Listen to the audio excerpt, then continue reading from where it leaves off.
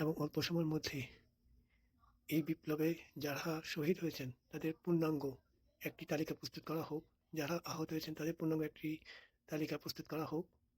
এবং আমাদের পূর্ববর্তী ইতিহাসে আমরা জানি যদি এটা দীর্ঘ সময় হয়ে যায় এই তালিকা আর সঠিক থাকবে না, তাই এটা দ্রুত সময়ের মধ্যে শেষ করা হোক। বাংলাদেশ সরকারের জন্য ইন্টারিম যে গভর্নমেন্টের জন্য কয়েকটি চ্যালেঞ্জ রয়েছে। আমি মনে করি এই চ্যালেঞ্জগুলি প্রায়োরিটি দিয়ে এটাকে মোকাবেলা করা দরকার। প্রথম যে চ্যালেঞ্জ সেটি হচ্ছে লিকুইডিটি ক্রাইসিস বা ব্যাংকিং সেক্টরে যে তারল্য সংকট সেটাকে মোকাবেলা করা। 2 নম্বর যে চ্যালেঞ্জ সেটি হচ্ছে ল অ্যান্ড অর্ডার, এটাকে রিস্টোর করা। এবং 3 নম্বর যে চ্যালেঞ্জটি রয়েছে সেটি হচ্ছে আপনার যে সরকারের যে বিভিন্ন মন্ত্রণালয় রয়েছে, মন্ত্রণালয়ে যে দলীয় লোক বসে আছে তাদেরকে নিউট্রালাইজ করা। কাজেই প্রশাসনকে নিউট্রালাইজ করা হচ্ছে 3 নম্বর যে চ্যালেঞ্জ। আমি মনে করি এই 3টি চ্যালেঞ্জ নিয়েই সরকার দ্রুত কাজ করবেন এবং এর পরবর্তীতে আপনার কনস্টিটিউশনাল যে রিফর্ম, সাংবিধানিক যে সংস্কার, সেই সংস্কারে হাত দিবেন, এটাই আমি মনে করি। তারা যেহেতু এই বিপ্লবের মাধ্যমে এসেছে, আমার ধারণা তাদের উচিত পুরনো সংবিধান বাতিল করে দিয়ে নতুন সংবিধান রচনা করা। কারণ যদি বর্তমান সংবিধানের মধ্যে কাজ করতে হয় তাহলে তাদেরকে পরবর্তী নির্বাচিত সরকারের কাছে বৈধতার জন্য তাকিয়ে থাকতে হবে, সেটার কোনো গ্যারান্টি এই মুহূর্তে নেই।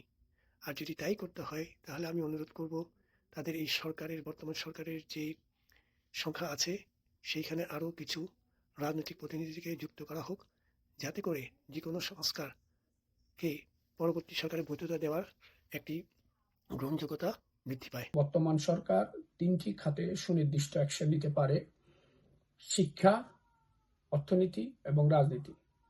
শিক্ষা এবং অর্থনৈতিক প্রতিষ্ঠান যেমন ব্যাংক রাজনীতি দ্বারা সম্পূর্ণরূপে বিধ্বস্ত।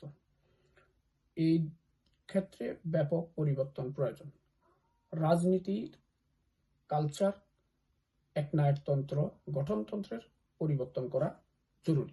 পুলিশকে ঢেলে সাজাতে হবে, সামরিক বাহিনীকে ঢেলে সাজাতে হবে এবং মন্ত্রণালয়গুলোকেও ঢেলে সাজাতে হবে।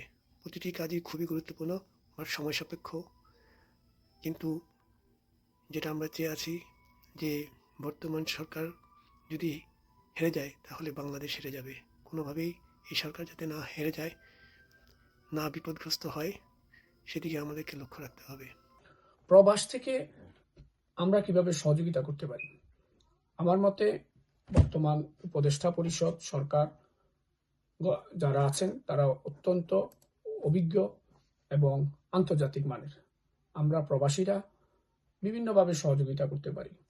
আমি আমার ব্রিটেনে পিএইচডি করা এবং বিভিন্ন বিশ্ববিদ্যালয়ের চাকরি, ঢাকা বিশ্ববিদ্যালয়ের চাকরি সহ বর্তমানে ব্যাংকিং প্রযুক্তি নিয়ে যে সকল কাজ করছি, এই অভিজ্ঞতা কাজে লাগাতে পারি। একসময় ব্রিটিশ লেবার পার্টিতে সক্রিয় ছিলাম, সেই অভিজ্ঞতা কাজে লাগাতে পারি। এই 3টি ক্ষেত্রে আমার অভিজ্ঞতা কাজে লাগাতে চাই।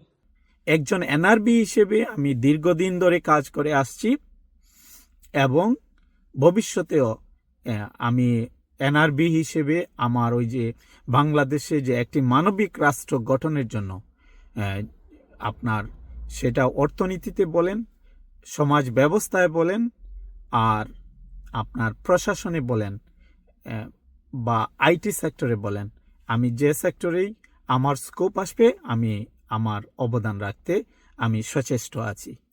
আমরা যারা ইউকে, ইউএসএ, কানাডা, অস্ট্রেলিয়া বা জাপানে আছি তাদের সাথে যোগাযোগ করে সে দেশের রাষ্ট্র কাঠামোগুলো কীভাবে তৈরি, কীভাবে একটি কাঠামোর মধ্যে রাজনীতিবিদদেরকে, ব্যবসায়ীদেরকে, আমলাদেরকে, সামরিক বাহিনীকে সবসময় একটি লাইনের মধ্যে রাখা যায়, কঠোর বিধানের মধ্যে রাখা যায়, সেগুলো আমরা পর্যালোচনা করে দেখতে পারি।